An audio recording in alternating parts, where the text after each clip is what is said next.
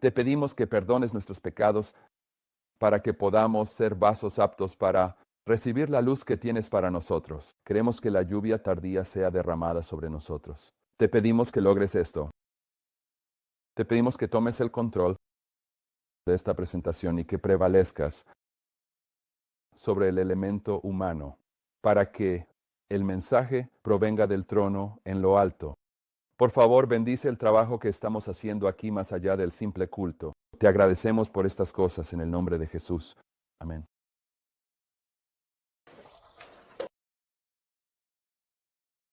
Todavía estamos tratando con Isaías 7:1863, el comienzo de James White, dejando de lado las verdades fundamentales, pero el comienzo del sueño de William Miller. Pero antes de volver a Isaías 7, vamos a añadirle una línea de verdad sobre la cuarta generación. Ves en tus notas Éxodo 34:7, diciendo: guardando misericordia para millares, perdonando la iniquidad, la transgresión y el pecado, y que de ningún modo tendrá por inocente al culpable, visitando la iniquidad de los padres sobre los hijos, y sobre los hijos de los hijos, hasta la tercera y cuarta generación.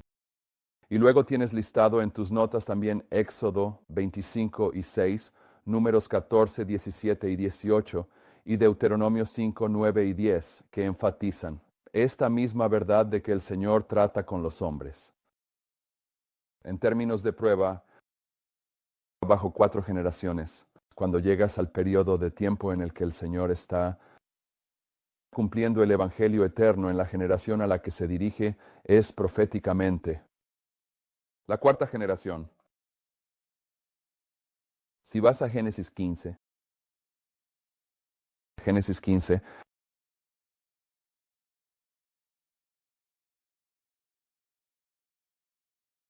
el versículo 12 dice: y cuando el sol se estaba poniendo, un sueño profundo cayó sobre Abram, y he aquí, un horror de gran oscuridad cayó sobre él. Y dijo a Abram: ten por cierto que tu descendencia será extranjera en una tierra que no es suya, y los servirá, y los afligirán 400 años, y también a la nación a la que servirán, yo juzgaré. Y después saldrán con gran riqueza. Y tú irás a tus padres en paz, serás sepultado en buena vejez. Pero en la cuarta generación volverán aquí, porque la iniquidad de los amorreos aún no está completa. Así que, si miras de cerca, Egipto está siendo juzgado allí. Por lo tanto, proféticamente sería la cuarta generación de Egipto. Israel va a salir de Egipto en su cuarta generación. Y cuando salgan, los amorreos serán juzgados en su cuarta generación.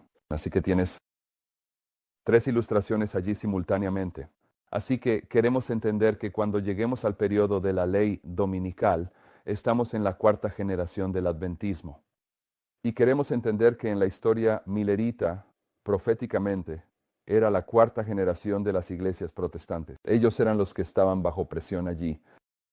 William Miller estaba presentando el mensaje del primer ángel a los protestantes de esa generación. Al hablar de la iniquidad de los amorreos en Testimonios, volumen 5, página 207, la hermana White lo sitúa en el contexto de Ezequiel 8. Ella cita de Ezequiel 8 y luego comenta. Ella dice: y llamó al hombre vestido de lino, que tenía el tintero de escribano a su lado.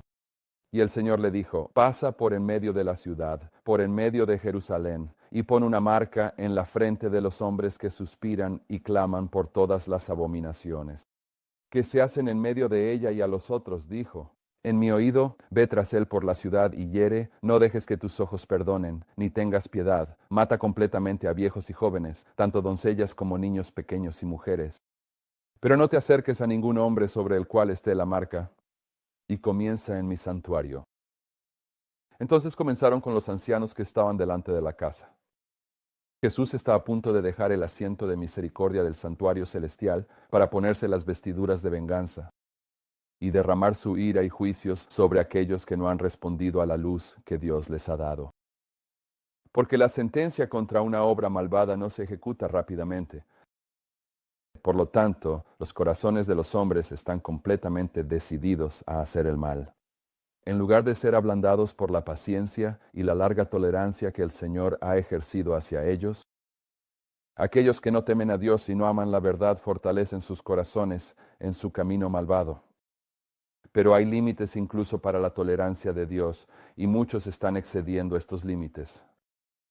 Han sobrepasado los límites de la gracia, y por lo tanto Dios debe intervenir y vindicar su propio honor.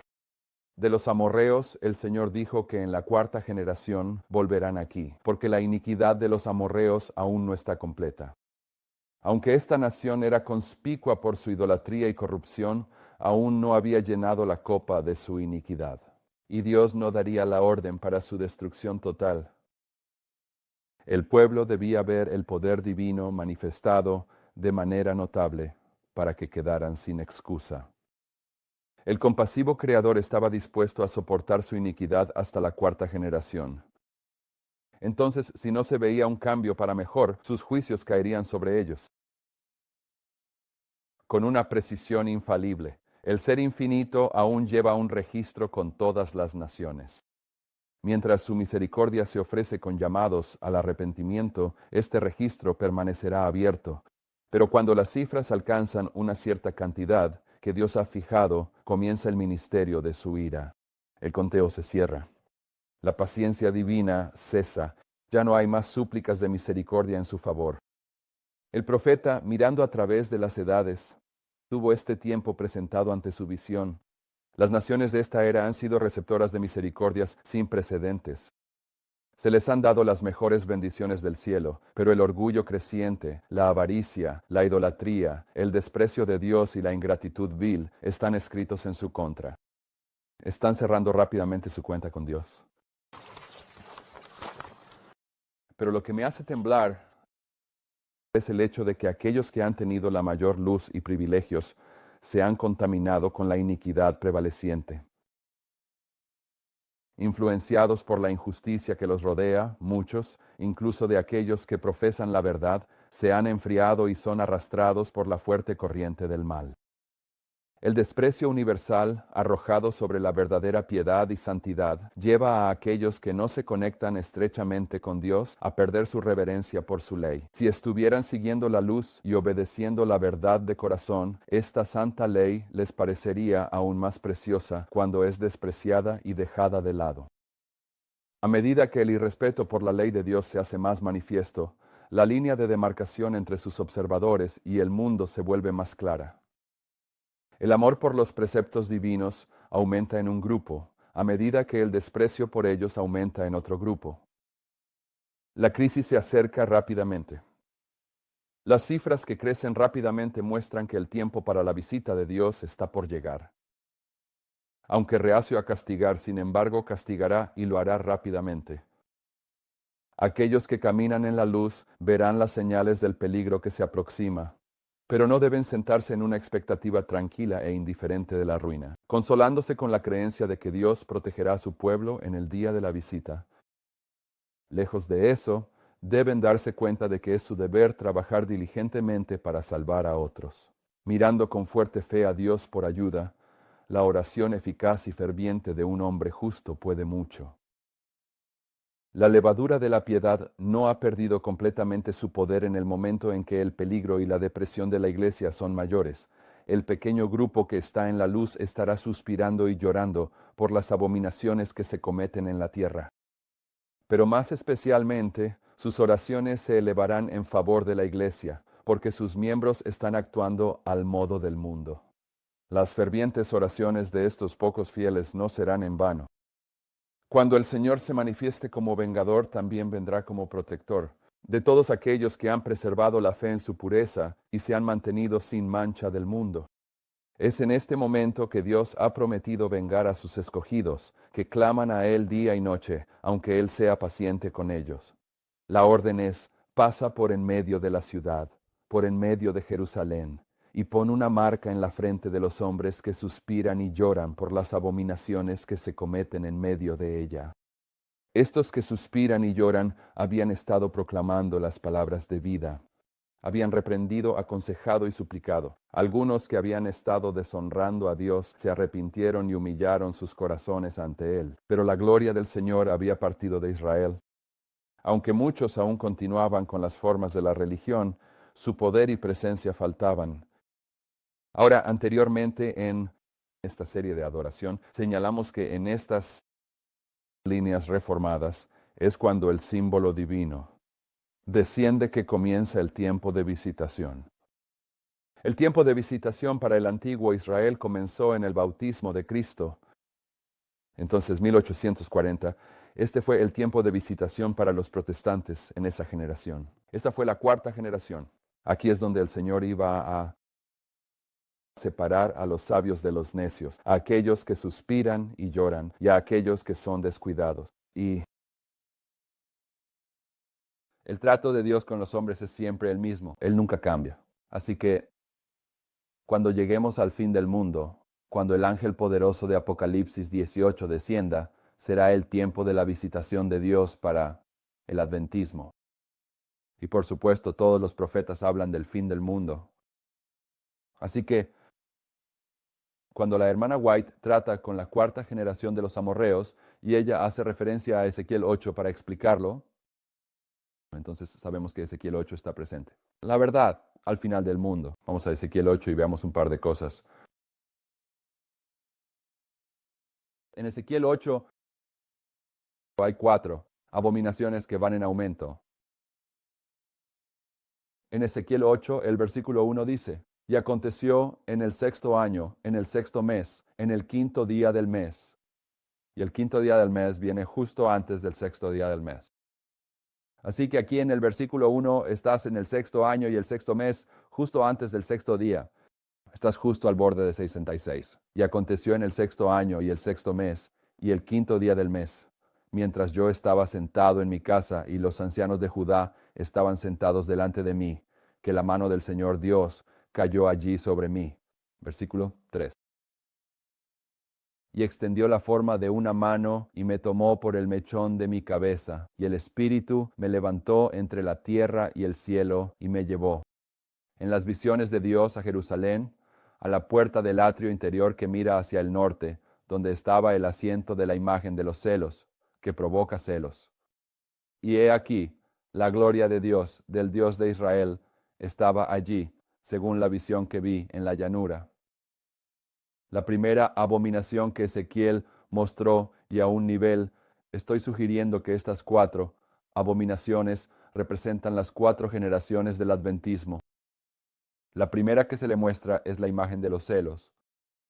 En tus notas del folleto 150, página 21, hablando sobre los celos entre 2 instituciones editoriales en el adventismo, ella dice: se me han dado advertencias de que la casa editorial en la costa del Pacífico no debería, en pensamiento, palabra o acción, depreciar la oficina en Battle Creek. Tampoco debería la casa editorial en Battle Creek mirar con envidia y celos a los instrumentos que el Señor ha establecido en la costa del Pacífico. Los planes deben ser cuidadosamente considerados en Battle Creek para que de ninguna manera perjudiquen el trabajo en Oakland. Pero la imagen de los celos se estableció hace mucho tiempo y ha provocado celos, lo que ha entristecido el Espíritu de Dios. La imagen de los celos es la autoexaltación.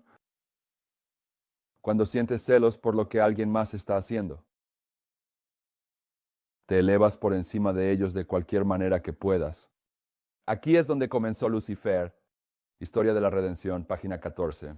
Lucifer estaba envidioso y celoso de Jesucristo. Sin embargo, cuando todos los ángeles se inclinaron ante Jesús para reconocer su supremacía, alta autoridad y legítimo gobierno, él se inclinó con ellos, pero su corazón estaba lleno de envidia y odio. Por supuesto, lo que estoy sugiriendo aquí, lo que voy a sugerir aquí muy brevemente, a medida que avanzamos por este pasaje, es que el continuo en el libro de Daniel es un símbolo de, al menos en un nivel, la autoexaltación. Daniel 8 trata sobre Gadol. ¿Ves que Gadol se menciona a lo largo de Daniel 8? Cada poder, que se representa en Daniel 8 se engrandece más que el poder anterior. Y esa palabra grande en Daniel 8 es Gadol. Y la altura de Gadol, Gadol siendo la autoexaltación en Daniel 8, es el continuo, porque el continuo es la palabra hebrea. Continuo, y está identificando la continua batalla, la guerra continua de la autoexaltación, que comenzó aquí mismo en el cielo con Lucifer y solo se intensifica a medida que avanza la historia. Así que el continuo en un nivel es un símbolo de la autoexaltación y por lo tanto también es un símbolo de la imagen de los celos en Ezequiel 8. El siguiente lugar al que Ezequiel es llevado en el capítulo 8, versículos 10 al 12, dice: así que entré y vi, y he aquí toda forma de cosas reptantes, una bestia abominable, y todos los ídolos de la casa de Israel, representados sobre la pared alrededor. Y allí estaban delante de ellos 70 hombres de los ancianos de la casa de Israel, y en medio de ellos estaba Jaazanías, hijo de Safán, con cada hombre su incensario en su mano. Y una densa nube de incienso subía. Entonces él me dijo: hijo de hombre, ¿has visto lo que hacen los ancianos de la casa de Israel en la oscuridad, cada uno en las cámaras de su imaginación? Porque dicen: el Señor no nos ve, el Señor ha abandonado la tierra. Entonces, cuando están usando sus incensarios, ¿qué representa eso? Adoración.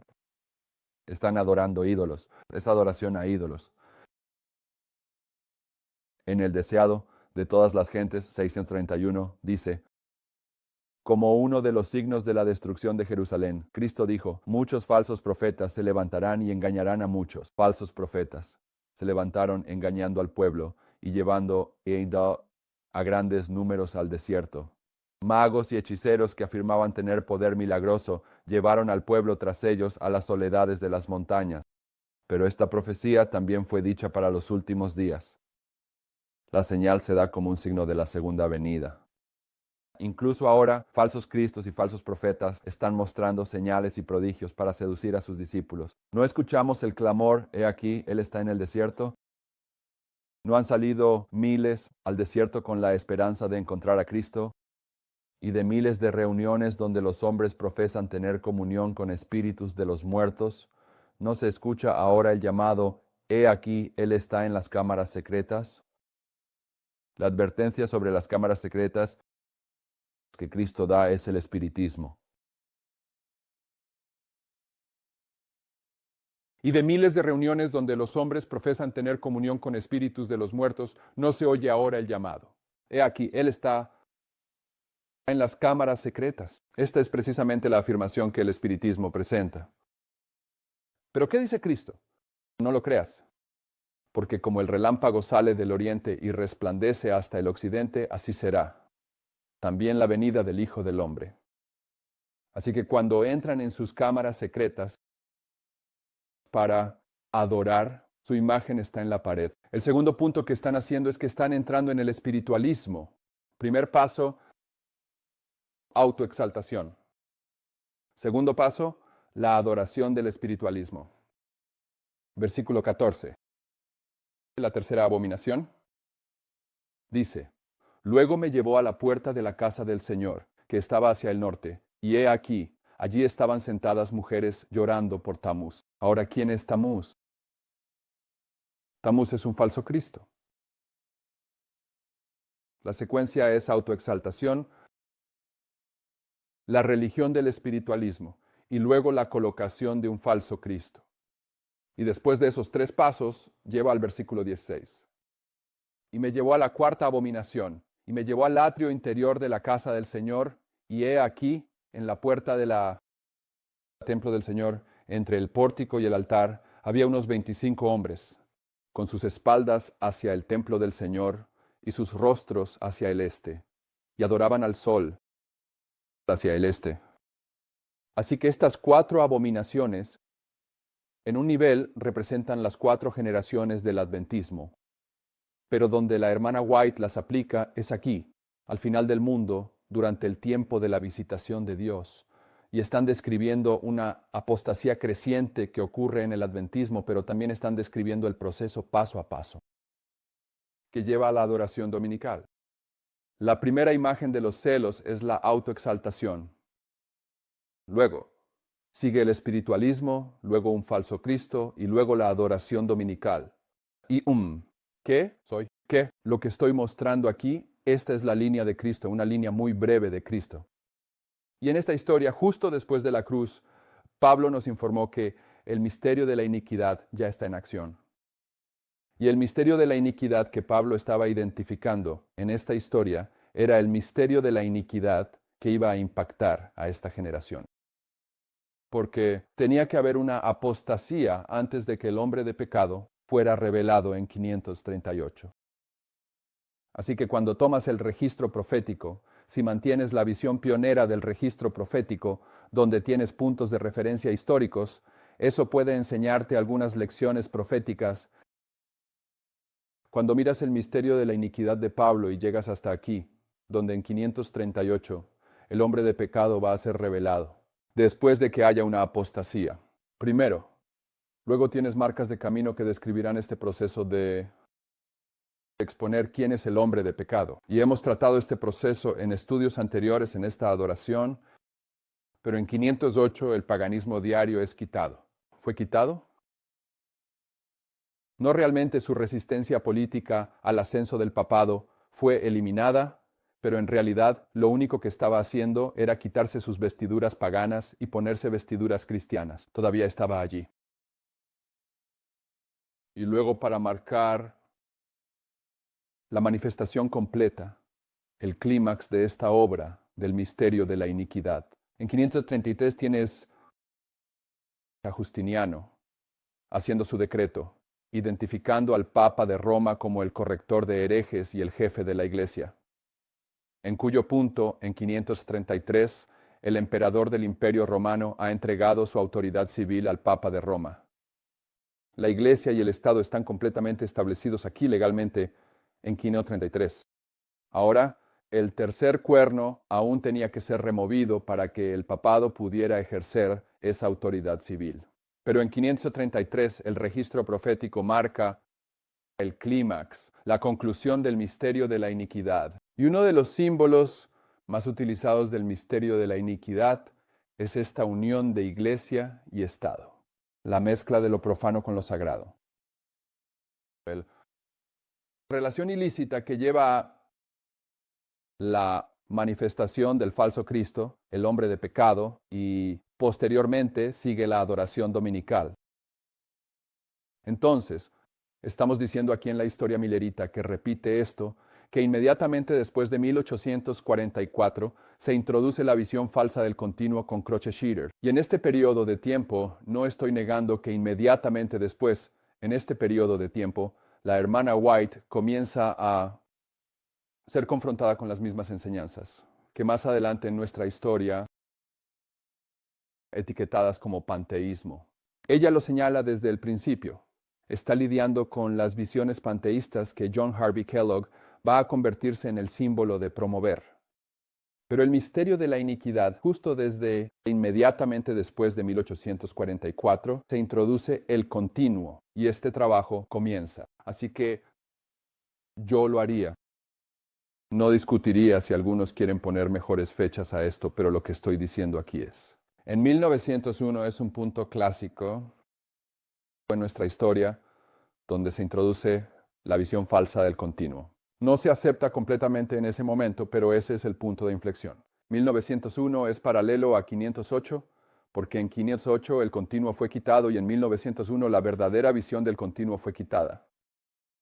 Pero el continuo que representa la imagen de los celos, eso es autoexaltación. Ciertamente John Harvey Kellogg ya está promoviendo el panteísmo en la década de 1880. Se puede ver en los testimonios, volumen 5, y Ellen White ya está tratando con Kellogg por el panteísmo en la década de 1880. Pero es en esta historia, la historia de la apostasía alfa, donde se convierte en un tema de crisis. ¿Y qué es el panteísmo? Podemos definirlo de muchas maneras, pero es la idea de que Dios está en todo. Y eso es amalgama. Eso es mezclar lo sagrado con lo profano. Y es espiritismo. Es el cuarto secreto. Y nos lleva al año 1919, con la publicación del libro por W. O. Prescott y luego su promoción por todo el mundo de la doctrina de Cristo, que es un falso Cristo. Y he trabajado con hombres que son la contraparte moderna de W. O. El falso Cristo de Prescott. Pueden contar muchas historias maravillosas de la Biblia sobre quién es Jesús y qué es Él. Y esas historias son todas correctas como pueden ser.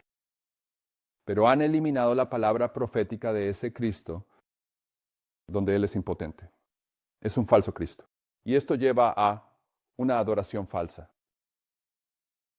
Pero esta apostasía alfa, la razón por la que es importante notar esto en relación con esto, y lo que estamos diciendo es, el continuo quitado en 508, el continuo quitado en 1901, el decreto de Justiniano la amalgama,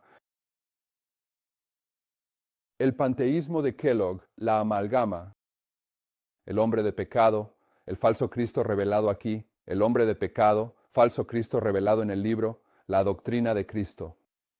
Estamos diciendo que la apostasía alfa se repetirá aquí abajo en el fin del mundo, en la apostasía omega. Así que aquel que no está dispuesto a beneficiarse de la historia está destinado a repetirla. Así que estamos tratando con la cuarta generación, estamos tratando con el porqué. Es importante entender lo que representa la cuarta generación en términos proféticos. Y voy a tratar con este púlpito, muy brevemente, para evitar que la Biblia se deslice.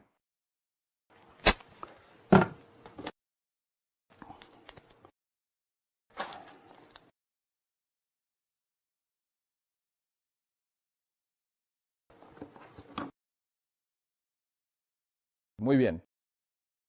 Ve a Joel, capítulo 1.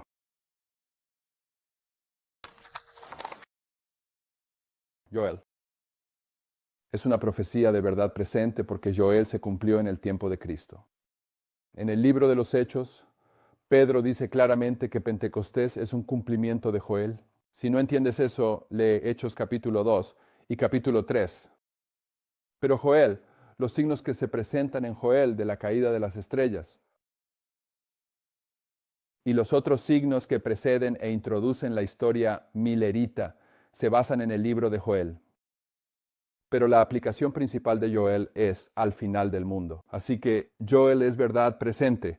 Joel es la profecía. Ese es el punto de referencia para las tres historias a las que la hermana White se refiere repetidamente. La historia de Cristo, la historia de los mileritas y nuestra historia. Y en Joel capítulo 1 verás las 4 generaciones identificadas, si estás dispuesto a ver. Versículo 1, la palabra del Señor que vino a Joel, hijo de Petuel. Oíd esto, ancianos, y escuchad todos los habitantes de la tierra. ¿Ha sucedido esto en vuestros días? O incluso en los días de vuestros padres. Contadlo a vuestros hijos. ¿Quién debe contárselo a sus hijos? Los ancianos. Contadlo a vuestros hijos. Y que vuestros hijos se lo cuenten a sus hijos. Es decir, a vuestros nietos y sus hijos. Otra generación. Es decir, a vuestros bisnietos. Ahí se marcan 4 generaciones. Joel nos va a dar un segundo testimonio de eso. En el siguiente versículo dice, lo que dejó la oruga se lo comió la langosta, y lo que dejó la langosta se lo comió el saltón, y lo que dejó el saltón se lo comió el revoltón. Y estoy diciendo esos 4 insectos, son esas 4 generaciones. Si te preguntas por qué alguien diría eso, ve al capítulo 2 de mi Joel, en el versículo 25. Dice, y os restituiré los años. Los años. Son ciertamente algo que puede representar generaciones. Y os restituiré los años que comió la langosta, el saltón, el revoltón y la oruga, mi gran ejército que envié entre vosotros. Estos 4 insectos representan las 4 generaciones que conducen a nuestra historia aquí al final del mundo. Y hay una promesa de que el Señor va a restaurar los comienzos del adventismo al final en la historia de Joel. Trabajo. Job. Si vas a Job, es una ilustración de cómo les va a los justos en esta historia de las 4 generaciones en la palabra de Dios. Y notarás en Job, capítulo 1, versículos 1 y 2, dice, había un hombre en la tierra de Uz, cuyo nombre era Job. Y ese hombre era perfecto y recto y temeroso de Dios y apartado del mal. Y le nacieron 7 hijos y 3 hijas. Ahora, él es un hombre perfecto, ¿verdad? ¿No es eso lo que dice? Pero, ¿qué significa su nombre? Odiado, es decir, perseguido. Odiar. Ser hostil, un enemigo. Así que este hombre perfecto es un hombre perfecto a los ojos de Dios. Pero va a ser un hombre odiado. ¿Y cuántos hijos tiene? 7. ¿Cuántas hijas? 3. ¿Y qué le va a pasar? Va a pasar por la experiencia de los 144,000 cuando todo apoyo terrenal sea cortado. ¿No es de eso de lo que trata la historia de Job? Ahora ve a Job, capítulo 42. Al final de su historia, en el versículo 10, dice esto, y el Señor cambió, es decir, revirtió el cautiverio de Job cuando él oró por sus amigos. Además, el Señor le dio a Job el doble de lo que tenía antes, entonces vinieron a él todos, sus hermanos y sus hermanas, y todos los que lo conocían antes, y comieron pan con él en su casa. Y lo lamentaron y lo consolaron por todo el mal que el Señor había traído sobre él. Incluso cada hombre también le dio una pieza de dinero y cada uno un pendiente de oro. Así que el Señor bendijo el final de Job más que su principio. El comienzo del adventismo es lo que el libro de Joel promete restaurar. Pero aquí, tomando esta línea de las 4 generaciones, y te mostraremos por qué son 4 generaciones. En un momento, sobre Joel, verás que el final del adventismo va a ser más bendecido que el comienzo. Así que el Señor bendijo el final de Job más que su comienzo. Porque tenía 14,000 ovejas, 6,000 camellos, y 1,000 yuntas de bueyes, y 1,000 asnas. También tenía Cindy 7 hijos y 3 hijas, 7 hijos, representando a los 144,000, las 3 hijas representando a los trabajadores de la 11ª hora, pero esa es otra historia. Y llamó al nombre de la primera Jemima, al nombre de la segunda Kesia, y el nombre de la tercera Karen Hapuk, quizás. Y en el versículo 15, y en toda la tierra no se hallaron mujeres tan hermosas como las hijas de Job, y su padre les dio herencia entre sus hermanos. Y después de esto vivió Job 140 años, y vio a sus hijos y a los hijos de sus hijos, hasta la 4ª generación. Así que Job murió siendo viejo y lleno de días.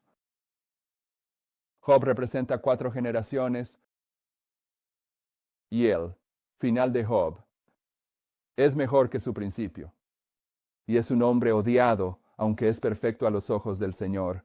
Job es una representación de la 4ª generación del adventismo y el proceso de prueba por el que pasan. También tenemos en las Escrituras, revisas 4 generaciones, cubrimos todos los lugares donde se mencionan las 4 generaciones. Llamé el subtítulo para Job, el hombre recto, pero a esta siguiente persona la voy a llamar no tan recta. Su nombre es Jehú, 2 reyes. 10. Jehú, él hace la voluntad del Señor sin duda. Pero él era más que celoso.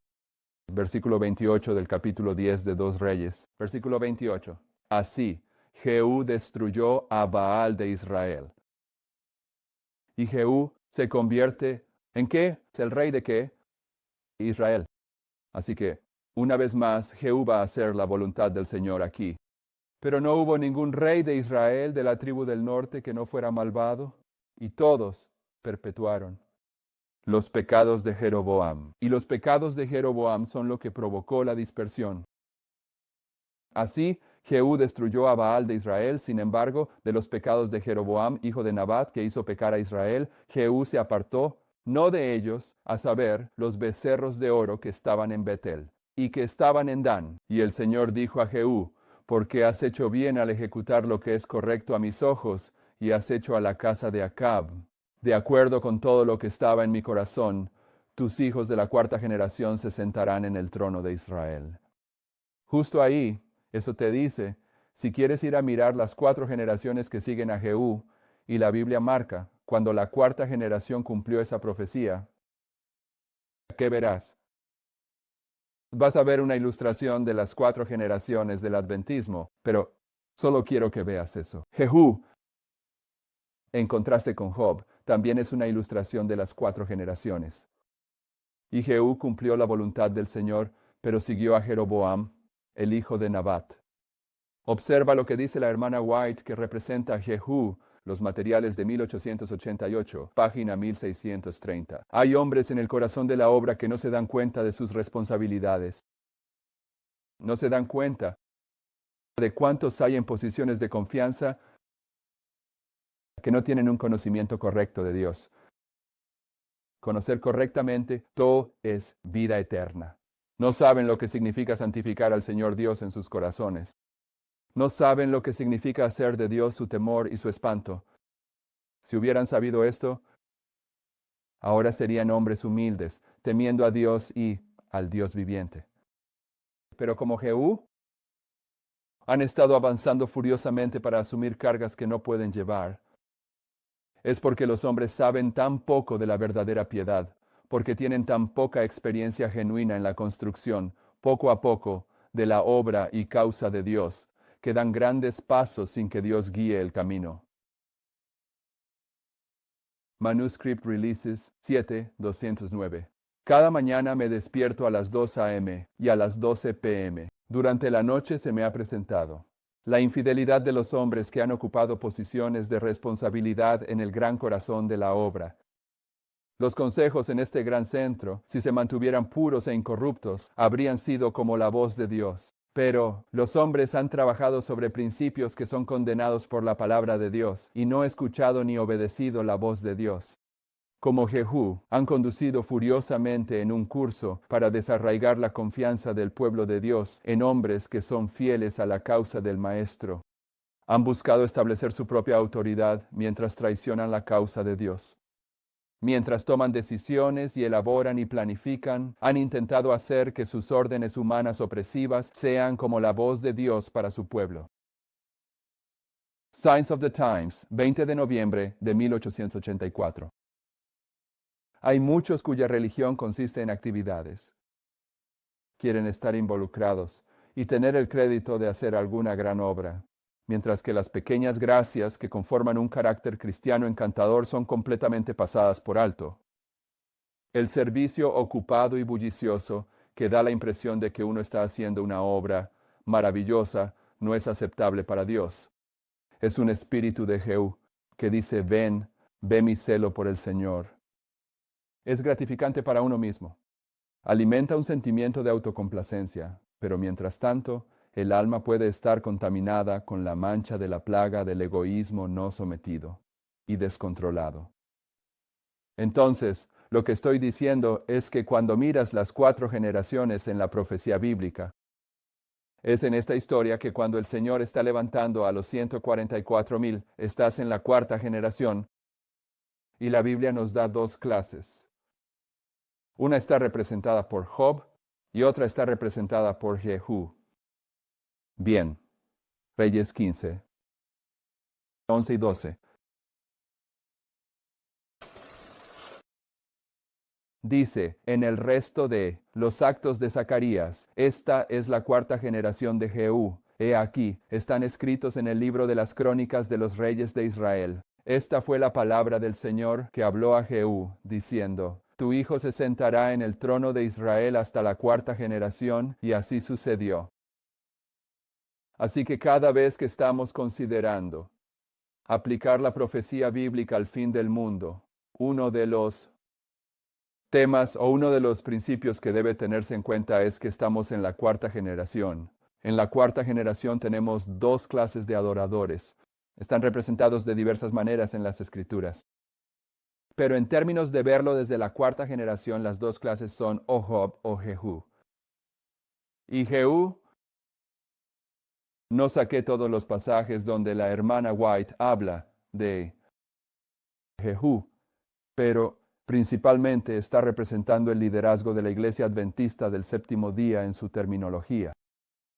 Vale la pena señalar que cuando Jehú fue ungido, a Eliseo se le ordenó ir a ungir a 3 personas: Eliseo, Jehú y otra persona que se me escapa de la mente. En cualquier caso, y ya hemos tratado esto en este servicio de adoración. Esto es lo que pasa cuando me salgo de las notas. Pero cuando miras a las 3 personas que fueron ungidas, Eliseo representa a aquellas personas que recibieron el derramamiento del Espíritu Santo, y Jehú representa a los fariseos en el adventismo.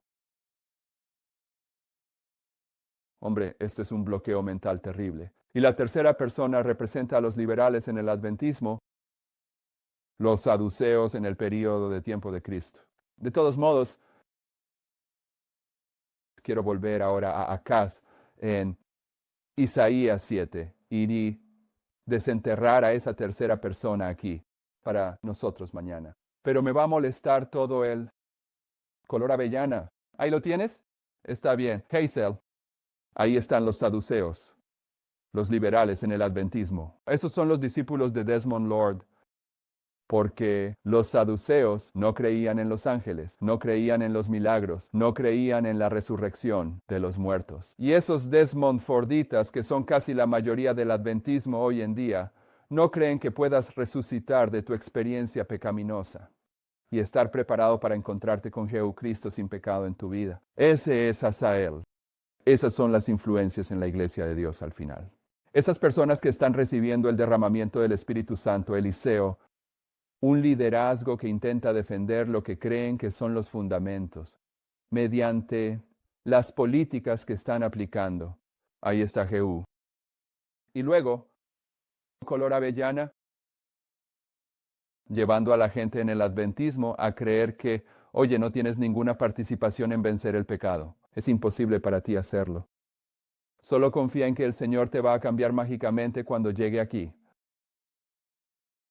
Entonces, cuando volvemos a Isaías 7 y estamos mirando a Acaz, quiero introducir otra línea de pensamiento, pero quiero que lo entiendas en el contexto de Acaz, representando la cuarta generación.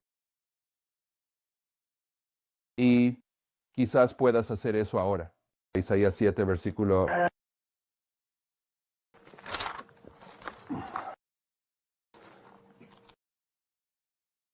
1.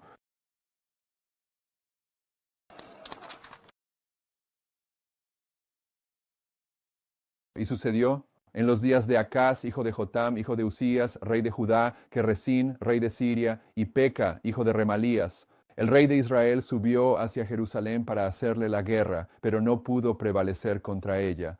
Y lo que quiero que veas allí es que hay 3 reyes llamados Usías, Jotam y Acaz. Se mencionan en orden inverso, porque se estaba tratando con el periodo de tiempo cuando Acaz era rey. Pero se hace referencia a que Jotam era su padre y Usías era el padre de Jotam. Y lo que quiero que veas, y hace 2 presentaciones, señalamos que Usías y Jotam representan el fin de los Estados Unidos, así como David y Salomón representan el comienzo, y que en Isaías 6:1, donde dice en los días en que murió Usías, que eso marcaba el fin de la prosperidad de los Estados Unidos. Y se entiende en conexión con Isaías 6:3, que se marca como cuando el ángel de Apocalipsis 18 desciende.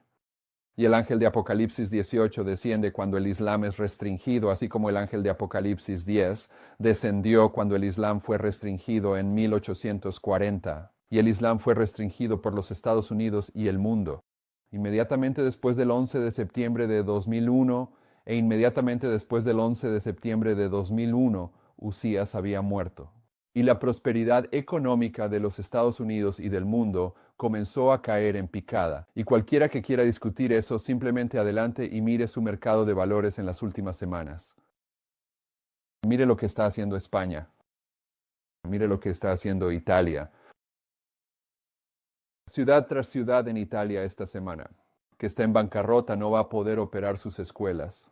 Mire lo que está haciendo Portugal y mire lo que está haciendo Grecia en las noticias esta semana y vea cómo está impactando la economía de los Estados Unidos, representado por Usías, quien murió el 11 de septiembre de 2001. Entonces lo que estoy diciendo es que estos tres reyes, Usías, Jotam y Acaz, representan los mensajes de los tres ángeles al final del mundo. Usías, en Deuteronomio 26:3, puede que no lo recuerdes ahora, incluso si has estado en cada servicio de adoración, pero hace mucho, mucho tiempo. En esta serie hicimos un punto de identificar que todos los ángeles llegan a un punto en el tiempo y luego son empoderados. El mensaje del primer ángel llegó en 1798, pero fue empoderado en 1840. El mensaje del segundo ángel llegó en 1842, pero fue empoderado en el clamor de medianoche en 1844. El mensaje del tercer ángel llega en 1844 y es empoderado cuando el ángel poderoso de Apocalipsis 18 se une a él más tarde. Así que cada uno de los ángeles llega y luego son empoderados. Y lo que te estoy diciendo es que Usías representa el mensaje del primer ángel. En Deuteronomio 26, versículo 3, dice, Usías tenía 16 años cuando comenzó a reinar y reinó 52 años en Jerusalén. El nombre de su madre era Jecolías, de Jerusalén. Así que él llega, va a reinar durante 52 años, esa es su llegada, el tiempo del fin. Llega el mensaje del primer ángel. Pero cuando muere en el mismo pasaje en Isaías 6:1, en el año en que murió Usías, versículo 1 de Isaías 6, luego en el versículo 3 de Isaías 6, sabemos que es el empoderamiento del mensaje del primer ángel, porque es cuando el ángel poderoso desciende. Recuerda esto de Review and Herald. Siguiente página, estoy en la página 5. Leímos esto anteriormente. Review and Herald, 22 de diciembre de 1896. Mientras ellos, los ángeles, ven el futuro, cuando la tierra se llene de su gloria, el canto triunfante de alabanza se repite de uno a otro en un canto melodioso. Santo, santo, santo es el Señor de los ejércitos. Eso es Isaías 6, verso 3. Entonces lo que estoy diciendo es, Usías, llega el comienzo en 2 Crónicas 25. Y su mensaje es empoderado el 9:11. ¿Y quién lo sigue? Jotam. Jotam. El rey que lo sigue, su hijo, es el mensaje del segundo ángel. Y una de las características principales del mensaje del segundo ángel, cuando estás estudiando las características de los ángeles y estos 3 puntos de referencia, es que hay una prueba en el mensaje del segundo ángel. Se llama la prueba de la imagen de la bestia. Es una prueba se ilustra de varias maneras. Y Jotam, él llega, 2 Crónicas 27, verso 1. Dice, Jotam tenía 25 años cuando comenzó a reinar y reinó 16 años en Jerusalén. El nombre de su madre era Jerusa, la hija de Sadoc. ¿De acuerdo? Pero si vas a capítulo 25 de 2 Reyes, capítulo 25, dice algo sobre el tiempo del reinado de Jotam, el segundo rey, el mensaje del segundo ángel. En los versos 36 y 37 de 2 Reyes 25, en los versos 36 y 37, estoy en 12 Reyes. Tengo la cita y es la referencia incorrecta. ¿Qué tal Douglas Crónicas 25, 36, 37? Tengo los versículos, incluso sí. La referencia es incorrecta y los vamos a leer de todos modos. No, de todos modos, ese capítulo no es lo suficientemente largo. Aquí están los versículos. Alguien que tenga un CD-ROM de Ellen White, si quiere escribir este versículo y darnos la referencia correcta que tengo. Dice, ahora el resto de los actos de Jotam y todo lo que hizo no están escritos en el libro de las crónicas del rey de Judá. En esos días el Señor comenzó a enviar contra Judá a Resín, el rey de Siria, y a Peca, el hijo de Remalías. ¿Quién es Peca? ¿Quién es Peca? Es el rey de Israel, ¿verdad? El hijo de Remalías. ¿Y quién es Israel? Son las 10 tribus del norte. Bien, entonces, ¿cuántos recuerdan hace mucho tiempo cuando ilustramos la historia de Elías?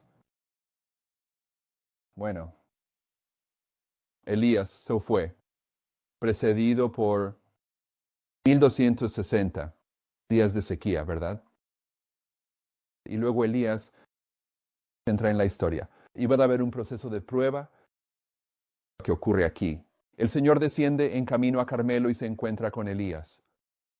Luego los profetas de Baal hacen su danza de engaño. Luego el fuego desciende del cielo, paralelamente al clamor de medianoche. Luego los profetas de Baal son juzgados. ¿Todos recuerdan esto? Luego, Elías ora 7 veces, marcando la dispersión, marcando la decepción. Y alineamos esto con la historia milerita. 1844, clamor de medianoche. 1842, 1840, 1798.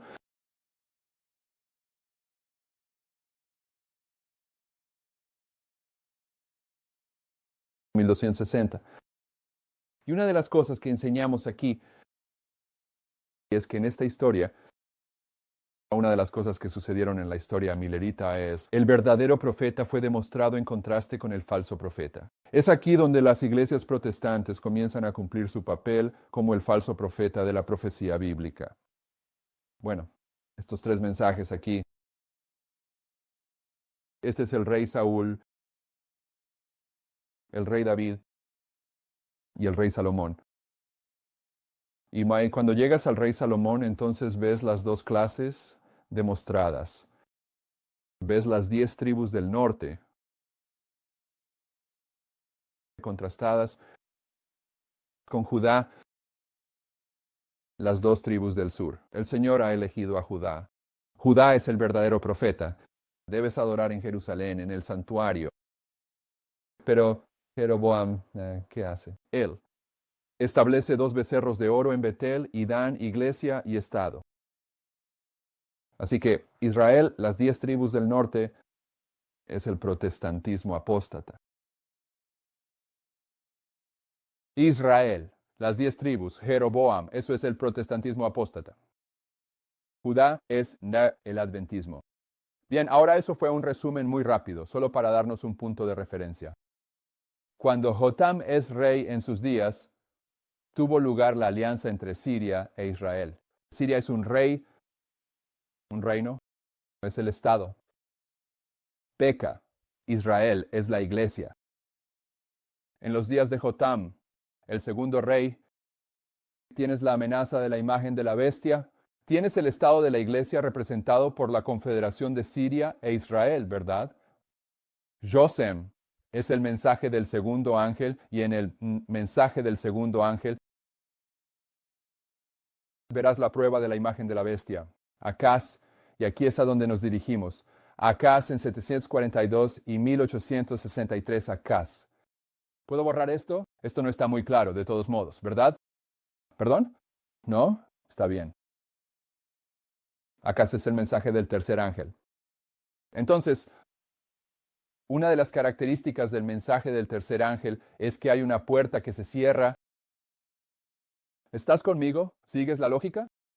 Lo que estoy diciendo es que Acaz está representando el fin del mundo, está representando la historia milerita. Y su historia está teniendo lugar en la cuarta generación, en el periodo de tiempo cuando el Evangelio eterno está alcanzando su clímax. Y dos clases de adoradores van a ser demostradas en la historia de Acaz. Las dos clases de adoradores son Acaz, el rebelde, e Isaías, el profeta, el verdadero profeta. Bien, ahí están las dos clases. Pero en esa historia de la cuarta generación, tienes los mensajes de los tres ángeles marcados por Usías. Él entró en la historia. En el 9:11, él está en el poder. El mensaje del primer ángel es de poder, pero es seguido por Jotam. Y Jotam es amenazado por la combinación de iglesia y Estado, la alianza entre Siria e Israel. Pero Acaz, él va a comenzar una nueva iglesia. Aviso lo que dice la hermana White en Profetas y Reyes, página 330. El Señor humilló a Judá debido a la transgresión continua. En este tiempo de castigo, Acaz, tercer rey, mensaje del tercer ángel, en lugar de arrepentirse, transgredió aún más contra el Señor, porque sacrificó a los dioses de Damasco. Porque los dioses de Siria los ayudan, dijo. Por lo tanto, les sacrificaré para que me ayuden a mí. En lugar de volverse a Dios, se vuelve a Siria. Como el rey apóstata, cerca del final de su reinado, hizo que las puertas del templo se cerraran. ¿Por qué cerró las puertas del santuario? Porque había visto el templo de los sirios en Damasco y trajo a un sacerdote. Y le dice, haz un plano para esto, porque vas a regresar a Jerusalén y vas a construir este altar en el patio del santuario. Y eso hizo. Detuvo la adoración y construyó una nueva iglesia justo allí en el patio. A medida que el rey apóstata se acercaba al final de su reinado, hizo que se cerraran las puertas del templo. Los servicios sagrados fueron interrumpidos. Ya no se mantenían encendidos los candelabros frente al altar. Ya no se ofrecían sacrificios por los pecados del pueblo. Ya no ascendía el dulce incienso en lo alto en el momento del sacrificio de la mañana y de la tarde. Abandonando los atrios de la casa de Dios y cerrando firmemente sus puertas, los habitantes de la ciudad sin Dios erigieron audazmente altares para la adoración de deidades paganas en las esquinas de las calles de Jerusalén. El paganismo aparentemente había triunfado. Las fuerzas de la oscuridad habían, casi prevalecido. Pero en Judá habitaban algunos que mantenían su lealtad a Jehová, negándose firmemente a ser llevados a la idolatría. Fue a estos a quienes Isaías y Miqueas y sus asociados miraron con esperanza al observar la ruina causada durante los últimos años de Acaz. El santuario estaba cerrado, pero los fieles estaban seguros de que Dios está con nosotros. Santificad al Señor de los ejércitos, y que Él sea vuestro temor, y que Él sea vuestro espanto, y Él será por santuario. Y si vas a Isaías 8 y toma nota del pasaje al que ella se refiere. Cuando Acaz cerró las puertas del santuario y comenzó una nueva iglesia, ella está haciendo referencia a Isaías 8:10. Y 8, 10, 13 y 14. El versículo 13 dice, santificad al Señor de los ejércitos y que Él sea vuestro temor. Ahora vas a tener que tener una experiencia personal con Jesucristo por tu cuenta. Pero será por piedra de tropiezo y por roca de caída para ambas casas de Israel, por lazo y por trampa para los habitantes de Jerusalén, y muchos de ellos tropezarán y caerán, y serán quebrantados y atrapados y apresados. Una clase va a caer. Pero ¿qué dice el siguiente versículo? Ata el testimonio y sella la ley entre mis discípulos. Esta historia está ilustrando el proceso de sellado de la ley dominical. Está ilustrando las dos clases, aquellos que tropiezan y aquellos que reciben el sello de Dios. ¿Y cuándo ocurre? Cuando Acaz cierra el santuario y establece una nueva iglesia. Establece una nueva iglesia. Entonces, lo que estoy diciendo es,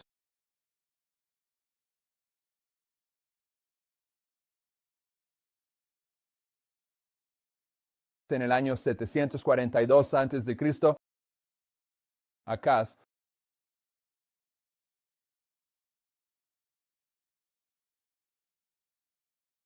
él comienza una nueva iglesia. Pero Acaz está prefigurando, entre otras cosas, a James White y la Iglesia Adventista en 1863. La Iglesia Adventista comienza. Bien, puede que no te hayas dado cuenta de que todavía estábamos relacionando esto con la presentación de ayer, pero lo estamos. De acuerdo, uno de los puntos en la historia de Acaz en 742. 19 años después de esto, comienza el primer 2520 contra el Reino del Norte.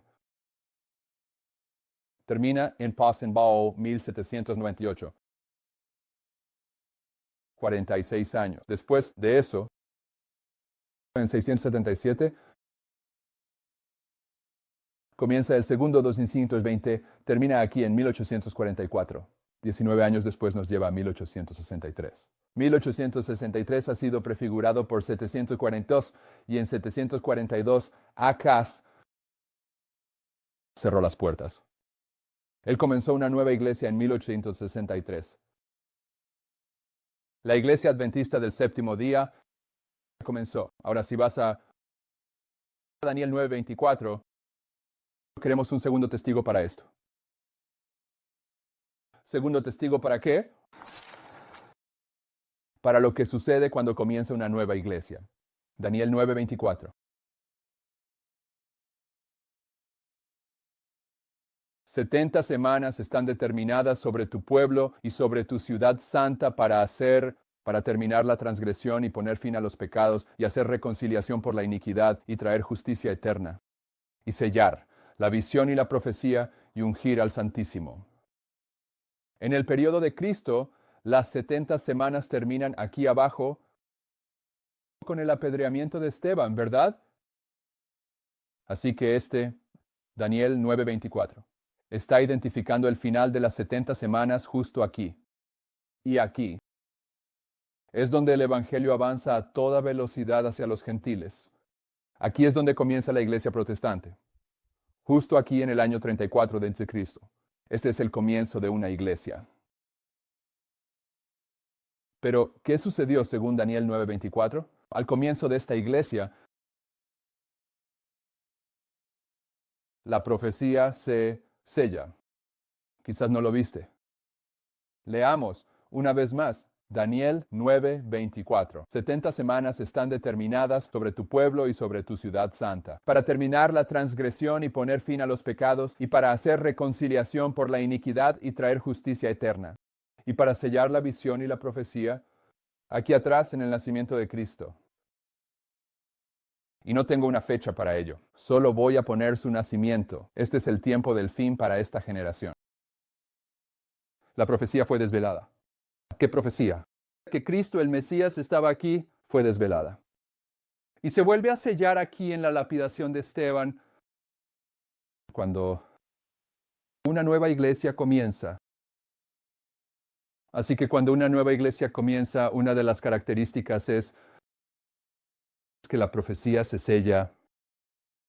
Otra característica del deseado de todas las gentes, página 233.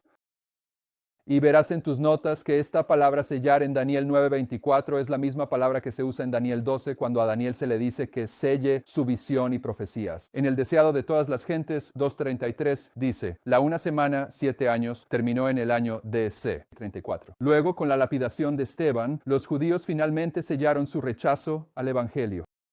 Los discípulos fueron dispersados. ¿Los discípulos fueron qué?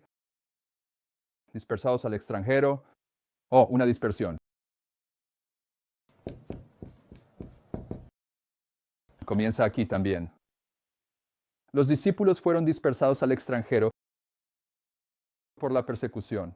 Fueron a todas partes predicando la palabra, y poco después Pablo el perseguidor fue convertido y se convirtió en Pablo, el apóstol de los gentiles. Poco después de la muerte de Esteban, la consiguiente dispersión de los creyentes por toda Palestina, Samaria, fue grandemente agitada. Entonces lo que estamos diciendo aquí Es que en el 742, acá cumpliendo las características del tercero de tres ángeles, cierra la puerta porque en la tercera señal la puerta se cierra. Y él cierra la puerta del santuario y establece un nuevo santuario, ¿verdad? En el atrio del santuario de Dios. Él comienza una nueva iglesia. Así que en el 742 él está registrando que cuando esta estructura quiasmática llegue a su fin, deberías ver el inicio de una nueva iglesia. Y en 1863 ves que se inicia una nueva iglesia. Pero tienes este testigo secundario que cuando comienza una nueva iglesia, la profecía se sella. Este es el sueño de William Miller siendo sellado. Esto es cuando comienza. Cuando entra una nueva iglesia, la profecía se sella. Y esta profecía es las 7 veces de William Miller que dispersión. Y efectivamente en la lapidación de Esteban vemos marcada una dispersión. Así que nos tomó mucho tiempo llegar a esos 2 puntos. Pero eso es parte de la historia de Isaías 7. Mañana continuaremos, oramos.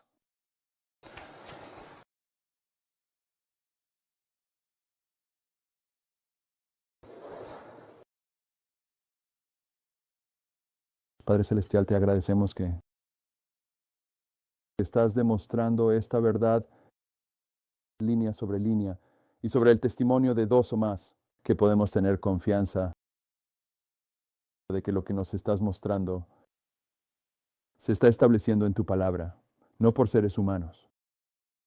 Y desde esta confianza podemos entender que tu trato con los seres humanos siempre es el mismo. Y que si estamos dispuestos a acercarnos a ti en el lugar santísimo, que estás dispuesto a terminar la obra que has comenzado en nosotros.